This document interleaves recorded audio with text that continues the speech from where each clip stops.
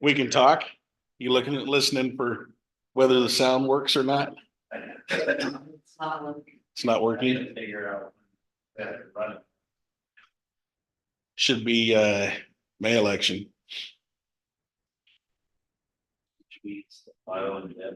Filing deadline should be early March, right?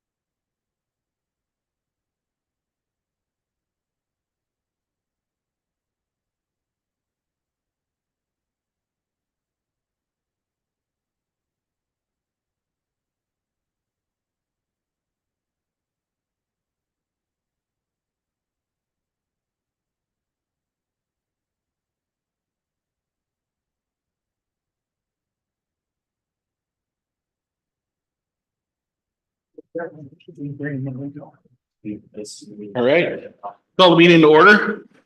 Please stand for the Pledge of Allegiance. I pledge allegiance to the flag of the United States of America and to the republic for which it stands, one nation, under God, indivisible, with liberty and justice for all.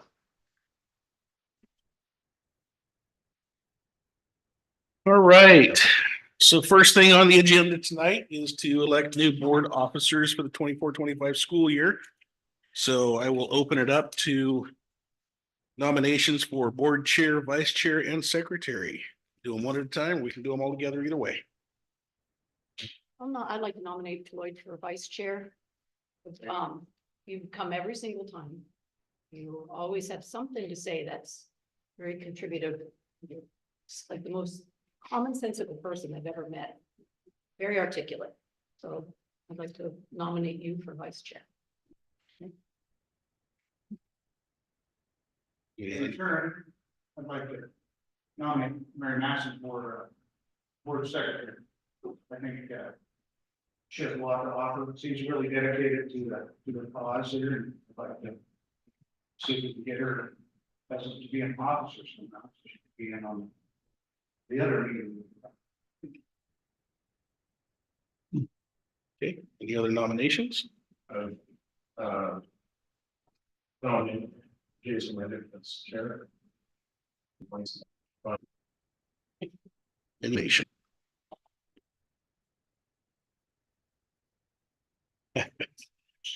So hearing no more, give everybody a chance. Okay, so we'll start, we'll just go down through the list. So board chair, Jason Reddick nominated there. All in favor? Aye. Any opposed?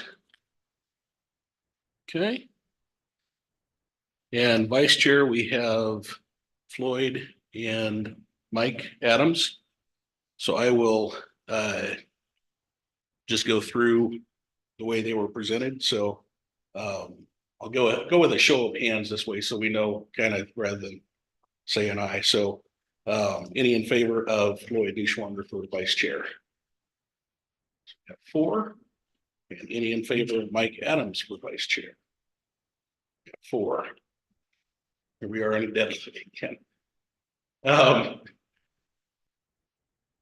Let's go to the secretary and then we can come back to that one. So we have Mary Massey nominated for secretary. So all in favor of Mary Massey as board secretary? Aye. Any opposed? All right, now I might just open it up to you guys, maybe, and just kind of give you a chance to say something in favor or whatever of your position. Well, yeah, I'm not sure exactly how to do this when we have a deadlocked board, so. I don't know how you do that. We flip a coin. We make us there. You can do that, or you can, the coin flip is. I don't know whether that's part of the support calls and say, I've never read it. We could leave it till they can until she comes back. But I don't know. Yeah, I haven't read the big thing, look all the way through. I'm like, so much. And from the city council meeting, we had a counselor that was done on the point 3 times. Then we finally. They have seen that done in public All of that's the fair way to do it. entities, but. Rock, paper, scissors. 2 at a time. Very. Well, that sounds like a good plan, right? Well, I don't know that board policy has anything in there for lots on. I don't know that it does either.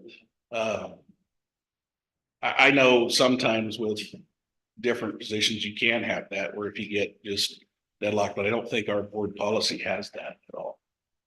So. I'll tell you what, I will petition.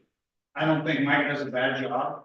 To be honest, I may not have the time to do it. And so maybe we'll revisit it again next year. Okay. But I will petition. Right. You can have it. Are you sure? If I wasn't sure, I wouldn't have said it. Okay. Well, I appreciate All right, that. so let's make it I, official then. Okay. All in favor of Mike Adams for vice chair? Aye. Aye. And any opposed? Okay. I appreciate that, Floyd. Thank you.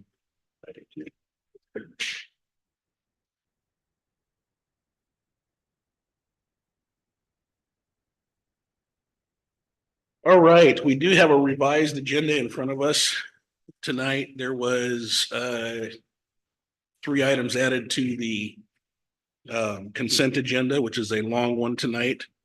And then here was the other one at. Wasn't there another one, Julie, What's that? for the late items? The action or the information. Okay. No action, but information. Okay, yep, late item governing body questionnaire. Okay. So we have those changes. No other changes we need to make. Just leave that open. Anybody? Move that we accept the agenda as presented. Revised agenda. Revised. Okay. Have a motion and a second to approve the revised agenda. Any discussion? All right, hearing none, all in favor? Aye. Any opposed? Okay, motion passes. I don't see certified or classified representatives out there. So Terry, I'll open it up to you for your report. Okay, summer school's up and running, as is the extended school year. About a little over 100 students involved attending that. We ended our school year with 2,246 students at the end for us. And we've already hit some snags, no heights, and worked through them. And still, you know, the weather holds. They've got part of the roof off now, so it's a great time for it not to be raining. It is a little warm for them, but they'd rather deal with the heat than deal with rain with the roof off. So as of today, not sure, you know, I think I said last time, it's like a orchestra. Getting each and every little piece, all the different divisions, get everything go right, working together. No delays on the different products and different things. And we'll come out okay. But there's several stage finishes that you know, they'll work on the most important things first. And hopefully they will come through on goal when school opens. Yeah. So, any questions? That's it. Question about summer school. How is this, what facilities to run it, like, is there, so I know last year I think it was at okay, is that right? And this year's at Hawk. Last year Or was it- was at the base school, wasn't it? Yeah. Because we had the swimmer. Yeah, last year was the high school. So is it just random to choose what facilities we use? A lot of it depends on what's going on at the different sites. I know asbestos abatement is one that we try and steer clear of, you know, having students in there. So a lot of it depends on what's going on at the site level. We tried the high school.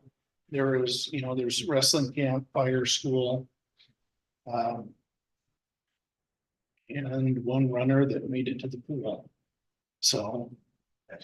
But it's not a rotation. It largely depends on what's going on at the sites. I just know that if that's that school preparing for the next season, those, you know, the schools will open back up, and so. I was.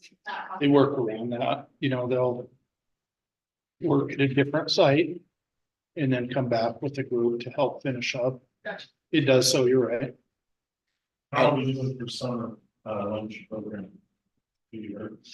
I haven't, Kevin, have you? I believe it starts, we got fire school and we got wrestling camp, and so our nutrition services staff is supporting them, and so then once that's over, we can get started with the summer lunch program.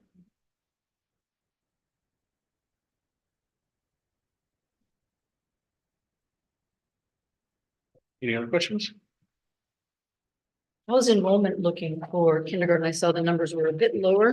Is that just still trickling in all the time? We won't know until the fall one kids come in. Yeah, We can use together all the information that we can. Our best guess is look at past enrollments, but it'll be fall time. so looking at past enrollments, does this seem to be about where we're normally at? It's a little shy right now. Not too bad though. I know our preschool numbers. And was it 2-3-year-olds are up for our LDCC programs. So it's a good indicator that we'll see it come back up. We're just really trying to be cautious. Everything is pointing to lower numbers. Yes. So building starts, birth rates, everything.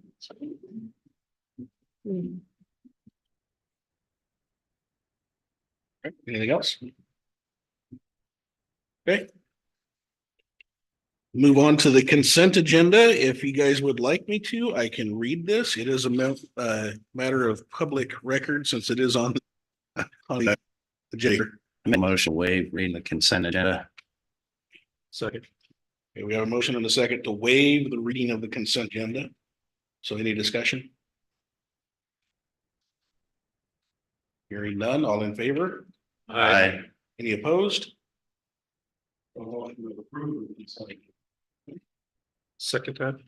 Motion and a second to approve the consent agenda. Any discussion? This is where I always get tricked.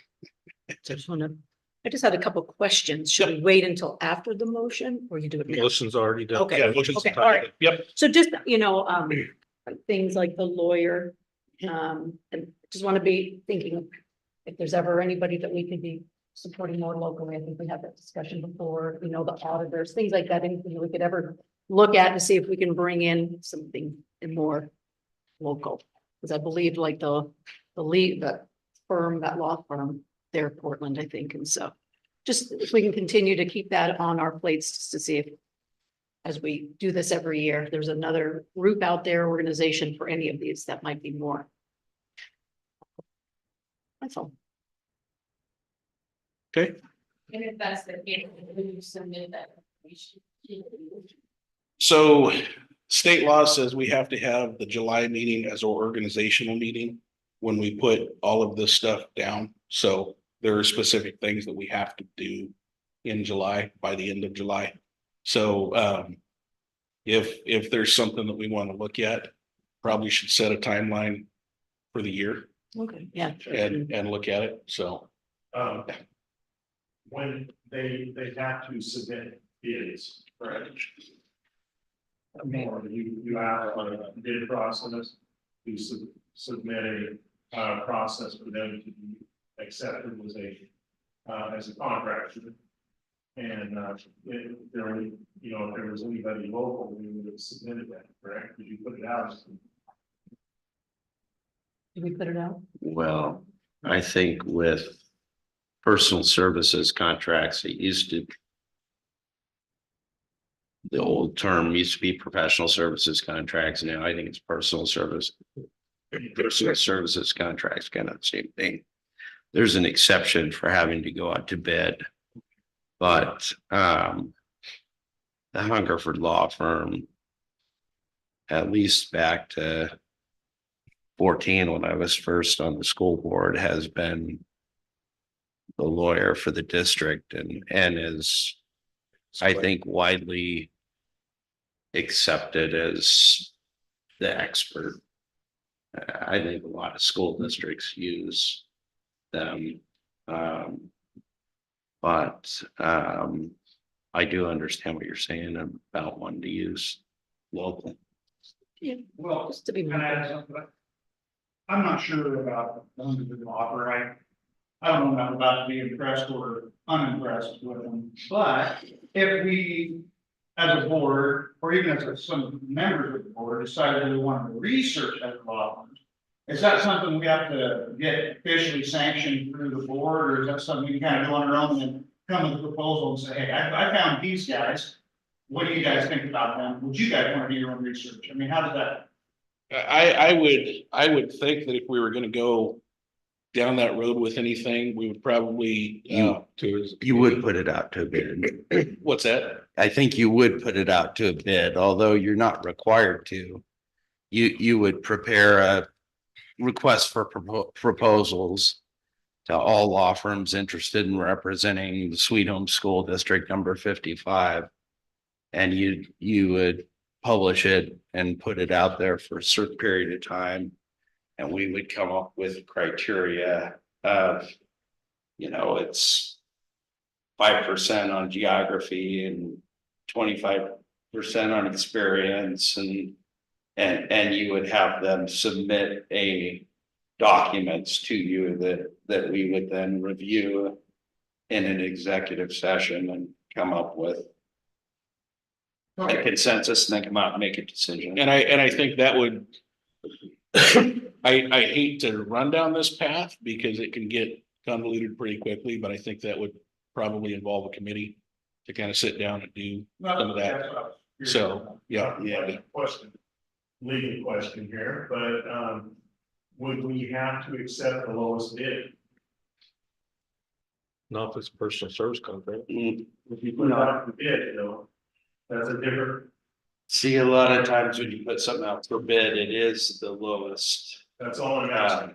It's not like we need to do a little more. Because if you put out the bid, you have to take that lowest bid. Well, you don't want the lowest bid. Yes. So No. You might look for, put out feelers for a proposal. I don't know you want language in there that says low bid. I would say experience with city and county in putting out an RFP for attorneys or CPAs or doctors to work in the jail or psychologists who work in the jail, that we wouldn't be stuck with the lowest bid. Okay, that's all I'm asking. Yeah, that's a good one. Yeah. Yeah. Kevin? Well, I know that low bid means do this. You could have a scoring system, you could have points for different like experience, pricing for different factors. And if we did appoint a committee, then that committee would be their responsibility to do the research and then make recommendations. To the rest of the board, yeah. It's like we do with other things. Correct. Well, And they go Real quick, Kevin, go ahead. criteria. I will say this, with the Hungerfords, with Polly Rogers and also with Brown, we're using the 3 companies that are by far most experienced in Oregon when it comes to school and school district issues. And something I do is I compare what we're paying, like in total attorney fees versus what other school districts are doing.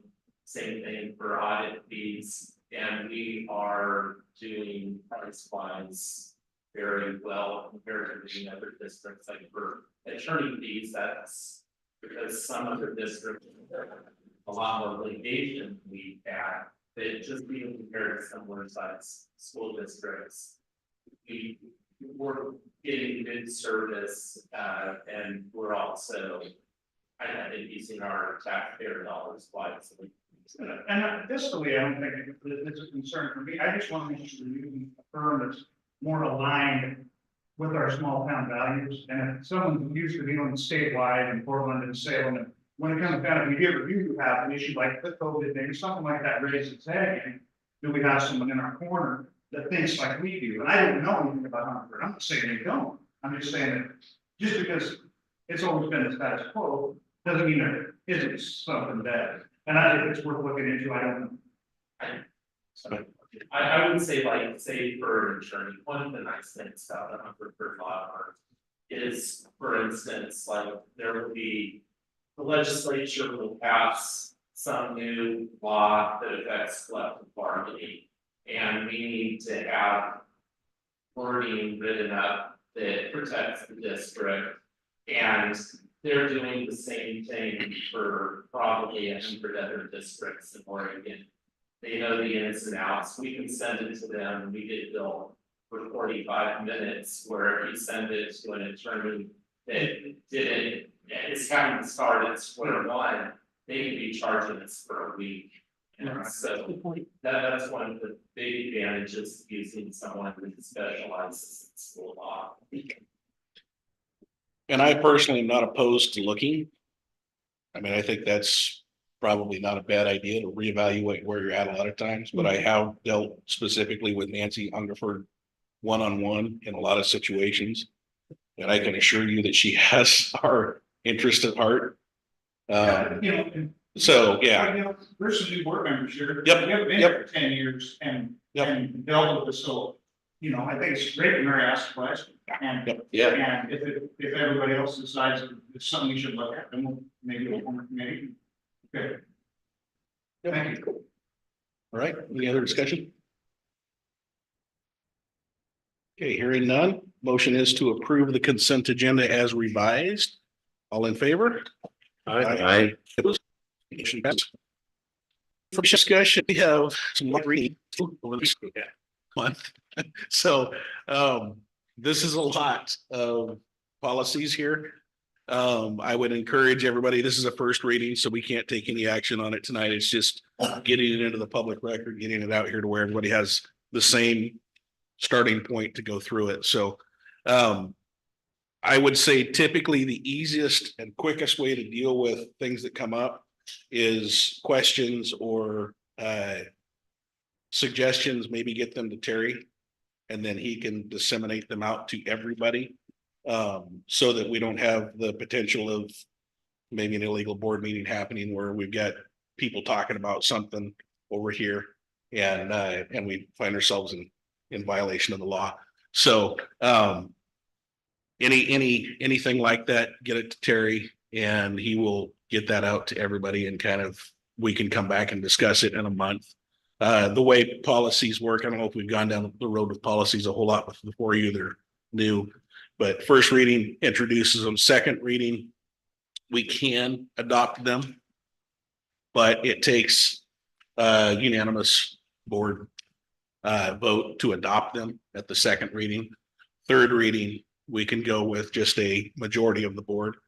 So it would be 5 board members in the affirmative on that. So, and we can break these up. We don't have to do them as a package. We can look at them individually. And typically, I don't know, Julie, you've taken a look through these. Are they all pretty much law changes, legal changes and things like that? It seems huge, but if you just look at the policy, look through the process, anything that's a strikeout, those are the things that are being eliminated, anything that's highlighted, would be additions to. the policy. And a lot of times they just simply reflect maybe a change in the law that requires a change in wording or something like that. So, Like that last year, a lot of the items, just one word change. Yep. So it looks daunting, but it may not be. But at the same time, it's our job to go through and make sure of where we're at on these policies and what we're doing. So, And then the front of the first we had here, I did a little summary, that just kind of explains what changes are about, and they are recommending the changes, so that can help a little bit, but if you have any questions about that, you can let me know. I would love your summary as well. okay, any questions? I just had, there's 2 that are the same, sexual harassment and sexual harassment there. One is the voided one, and one is the replacement. That's what I'm wondering. I haven't had a chance to read it, And then AR, if you see the policy with AR after it, that stands for administrative rule. That's the language that puts the policy into effect is what that is. So it's going to be basically the policy, but how it's enacted inside of the district is what that would be. So if that helps with everything.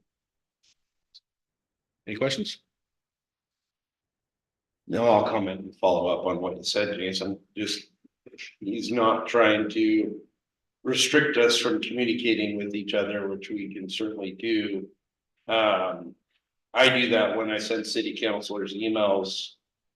You know, you send the whole city council, the mayor, a memorandum that you're going to discuss at the meeting or advice, and you ask them not to respond, reply all to everyone.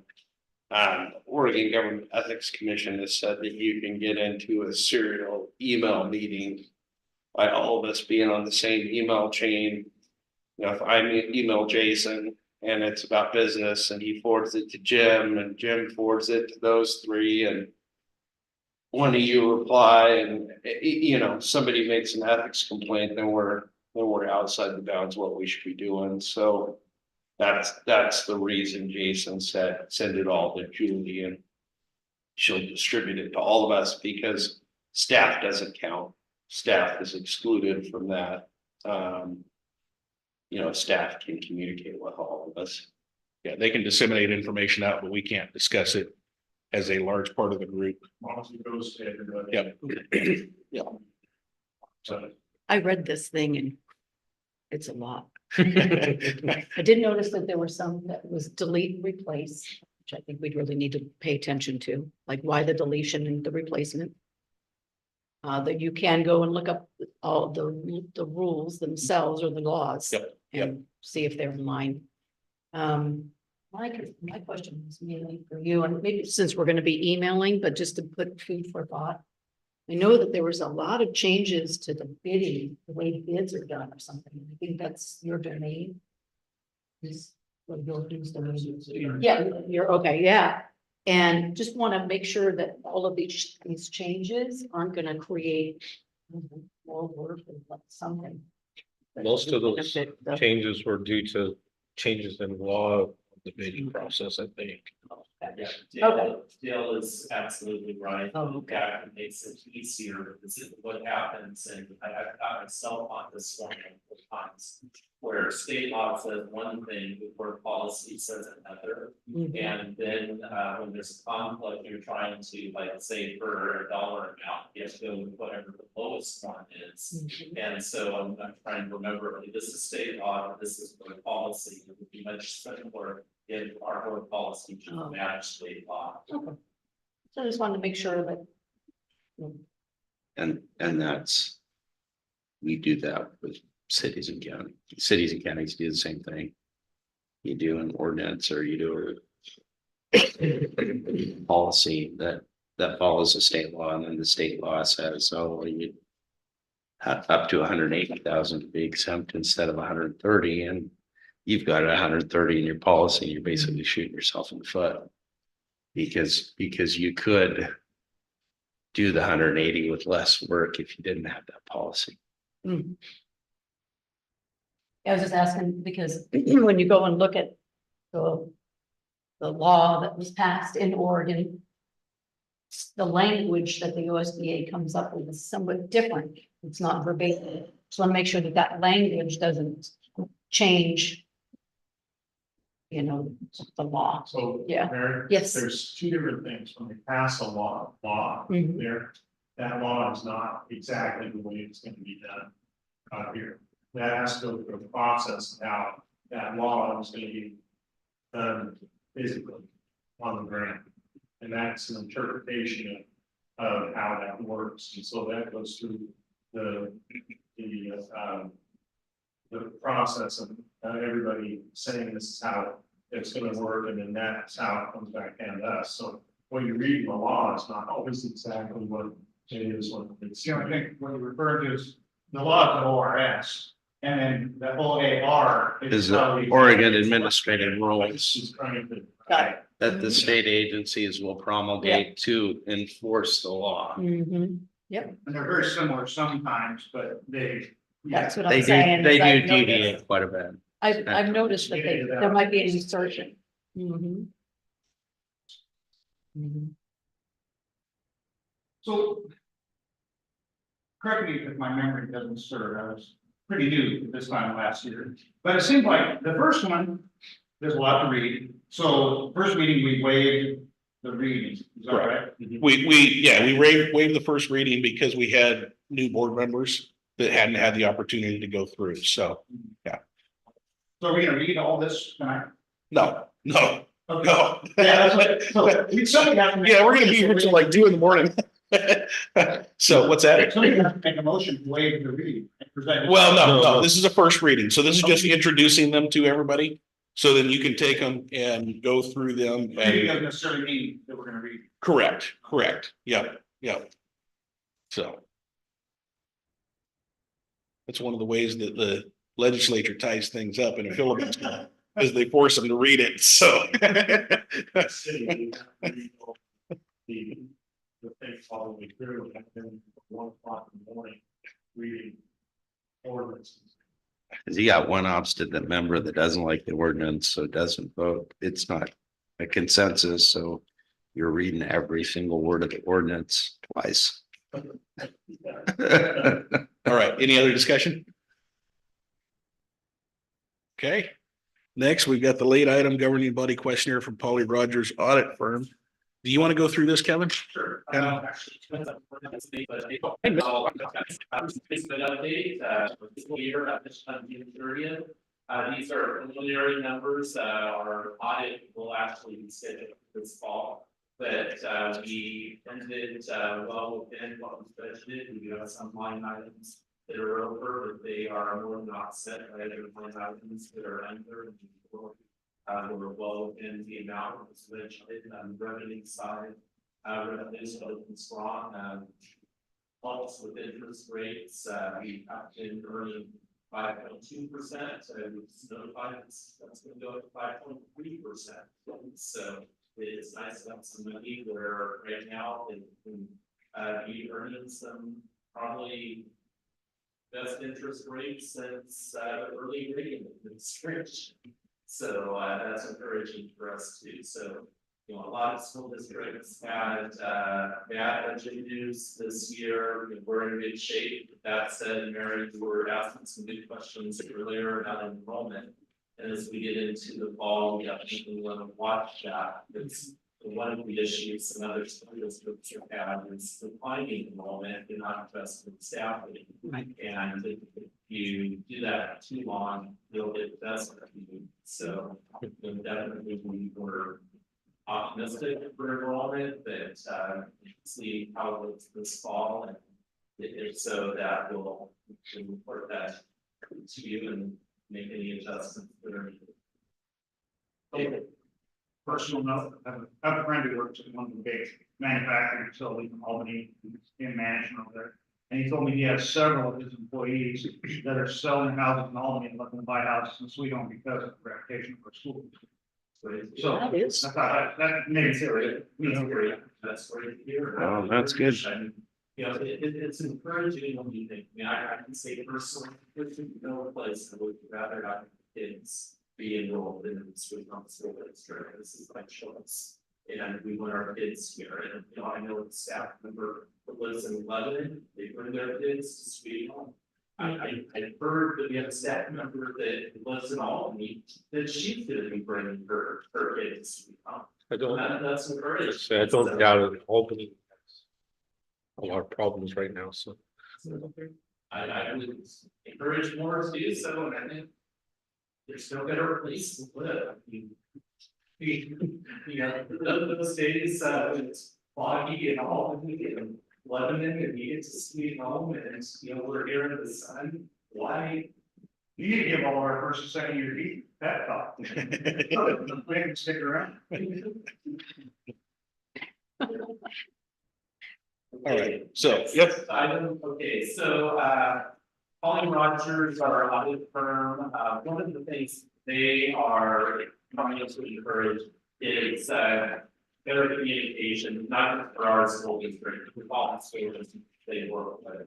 Between either the city, the city council, and, the audit firm, in our case, the school board and the audit firm. And so one of the things that they've implemented is a questionnaire that I believe is distributed to all of you. And it also includes a stamped envelope. And really what they want to know is kind of what's on your mind. There's an area that they need to be paying more attention to. This is a good way to inform them. You know, just they want to make sure too that you're getting financial reports on a regular basis. One of the things that you have been kind of watching in the news, there have been some municipalities, school districts where, you know, they've ended up in the red or with some issues. And it's kind of like, you know, the governing board is saying, well, why didn't the auditors tell us about this? The auditors are kind of like, why didn't the governing board, you know, why weren't they monitoring or knowing there might be some issues? And so really, this is our auditors' way of trying to kind of establish more communication with you as the governing board. So I, you know, it's nothing that's required. I would encourage you to, you know, look over the questionnaire, fill it out, send it in, and, you know, it's something to at least once a year.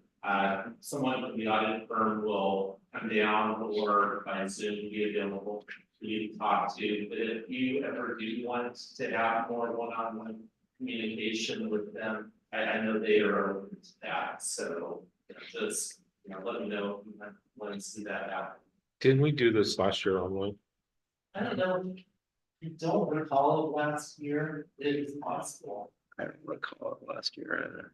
It was, yeah, I remember doing at least online at some point. It seemed like. I said there was some. Okay, any questions on the questionnaire? I believe there is a question that deals with, like, transactions, like, they want to know too, like, sometimes, a good example, there was a school district in Oregon in the news where one of the board members, was also doing mental health counseling and billing the school district, and so there were some concerns that some business was being directed to her business because of her position. And so, which is a conflict, and so you'll see some questions like that deals with, you know, you don't want it to be something where either employees or board members, where it's either perceived or real, where business is being directed to someone because of their position. So just if you are wondering why they're asking about that, that's the reason. Is there a due date on this? Actually, no. Okay. And then, well, I was, let me rephrase that. I would say probably by end of September. They're going to be here in October to do their field work. And so the sooner, especially if there is a concern, the sooner the better. But I think that as long as they get it by the end of September, if there is something that they then need to look into in great detail, that still gives them time. All right, any other questions? Okay, action items.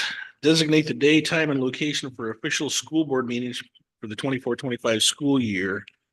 Currently, we are second Monday of the month at 6:30. If that works for people, we can keep that. If there is a suggestion for a change, I know we went from 7 to 6:30 at one point, just because we were having some very late night meetings at the time, so it helped get people out of here a little earlier, so. I'm not opposed to Mondays.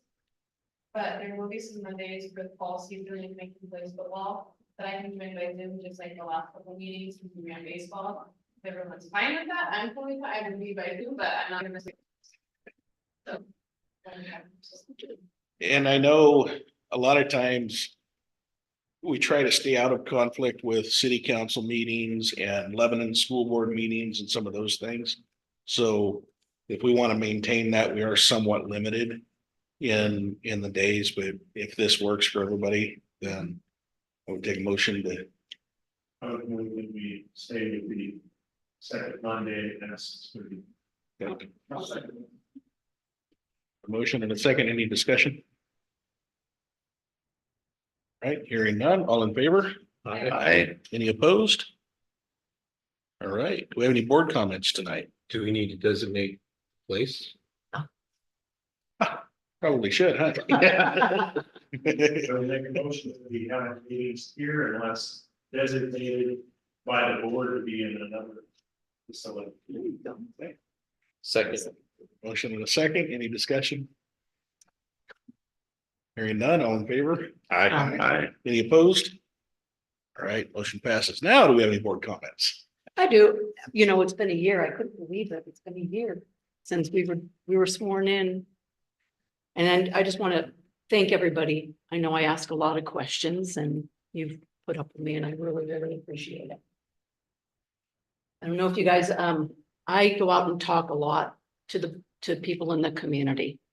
You know, if I'm at the gas station, I just ask, you know, how's everything going for your kiddo? Things like that, just because I think it's really important to know, you know, how people are viewing our school. And I just think it's marvelous that people are coming to Sweet Home from other places. Over the year, I just heard a lot of, you know, comments, a lot of praises. It's not just always bad, right? There's been a lot of praises about things that are going on and comments, concerns, things like that. But I just wanted to let everybody know, like, kind of a summary of the things I've been hearing over the past year. And like I said, this is just comments in general. About the school curriculum, about saluting the flag, Pledge of Allegiance, vaccines, parental notification, cell phone usage by kids at school, discipline and charter school funding.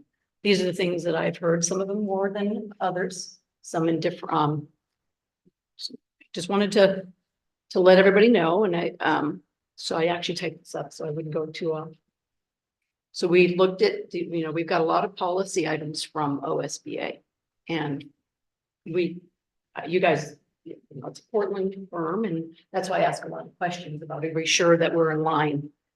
And so I just make a suggestion that we all start working together to make locally work together to make policy that's more in line with some of these wishes. Not saying that disregard, just start listening to the community. And anyway, I'm also proposing a transparent evaluation system where we as the board are kept aware of what's going on in the superintendent's office.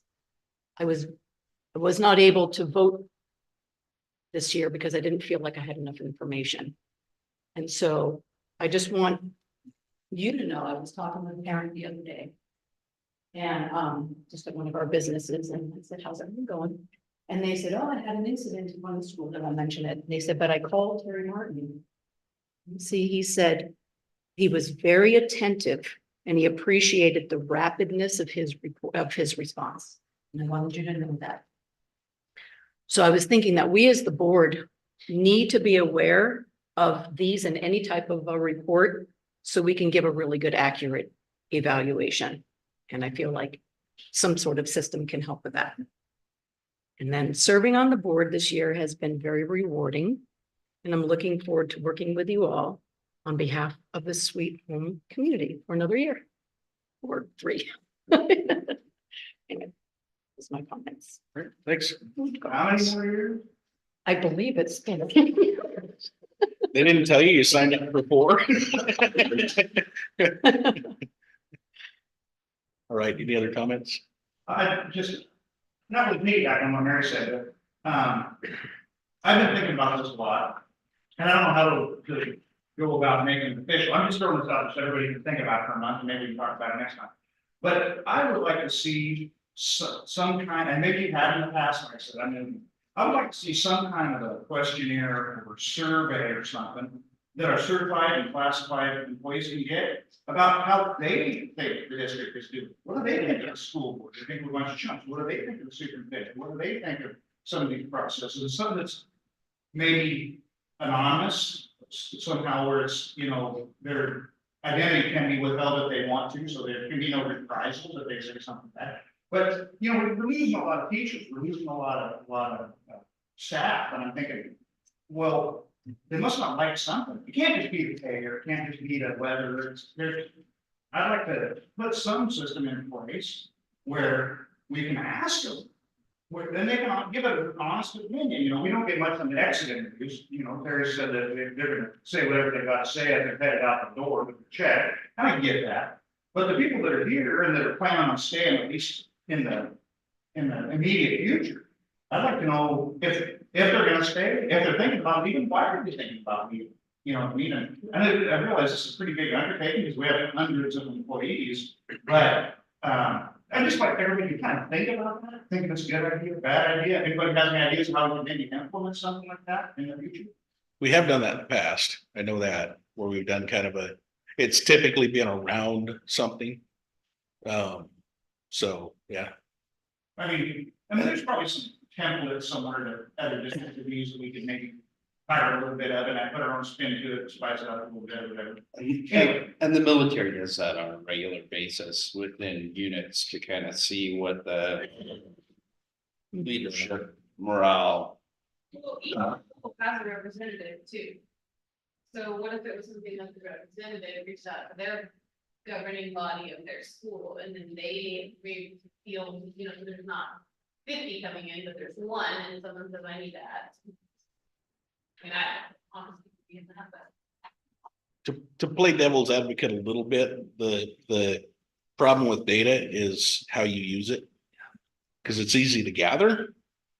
Then it's a lot of times really difficult to sure. decipher and put into place and try to figure out how best to implement it. So, Maybe if we had like a grading system or a 0 or 1 to 5 or whatever, we just go with the data. Well, people in the district seem to be unhappy with X, Y, or Z. I don't, like I said, I'm not going to devil's advocate, but I'm throwing it out there and seeing if anybody else has been making the same thing or has any ideas. Obviously, we're going to make a decision tonight or maybe even the next few months, but I'm just planning to see them, I guess. I know we do have kind of on the looking out their ways, our strategic plan is set to expire. Yep. So we will be starting to work on putting together a new strategic plan, looking at 5 years out. To do that. So I know, You do it as a strategic plan and then invite your staff and your people to come. And then the school boards here, we can listen to what they're saying at that time on the goals and all those things, and the strategic plan and that stuff. I think we get a lot more input because they're actually inputting on something specific. Because we ask them, well, you know, what are your issues with the school district? Unless you have something specific that, you know, most of them say, well, I don't. But if you have something specific, like goal or, you know, how do we get from here to here, then I don't know, maybe I'm wrong. Well, complainers are usually, if somebody has a comment that's a negative comment, like you said, it's really hard to decipher sometimes. Because a lot of times they're the ones that bring their kids to school late every day, or they're the ones that do those things too. So it's really hard to put that part when they're complaining and it's trying to foster their own action. Yeah, we want to avoid things, Yeah. right? Yeah. And that, you know, 1 to 5, how do you rate this and make a short comment, give them a little big box, you know what I mean? yeah, But, I don't know, just, you know, something to kick around. I would really lean towards that strategic plan and maybe revamp having that as a springboard. To then after you have that, then to do more discussion after that on how you're gonna implement whatever goals and plans that we have. Well, I just know that teacher retention has been a problem. And we're, in our new strategic plan, we're gonna have to address that. I don't know if we can fix it, but definitely needs to be put on. teacher Teacher retention. retention, especially the new teachers, and so, and not saying it's gonna give them anything to ask for, but if we do maybe a little more wide or unhappy, we could maybe help. And that's what we stand for. Okay. Any other comments? Okay, hearing none, we got no lay items. Future agenda items, next board officers meeting, we will get together with Mary, Mike and I and Terry, try to figure out the best time to have that, so we have enough time, lead time for the agenda to come out. So look forward, those of you, to when we can get that put together. Next board meeting is officially August 8th at 6:30. Thursday. Is it? Yeah, it is. Yeah, it would be the same day as this one. That might, yeah. Be the 12th. You may have been thinking the board officers meeting because it was typically the Thursday, It should be. the Thursday. So August 12th. Okay, so August 12th. At 6:30. OSBA's summer conference is August 11th through 13th. At the Salem Convention Center. If you're interested in going that, get with Julie and she can get you signed up for it. All staff in service begins August 26th. More details to come on that. That's kind of a get everybody in. There's some really good events kind of around that. Usually a lunch where we get to come meet the new teachers and things like that. So it's always something to look forward to. So, all right.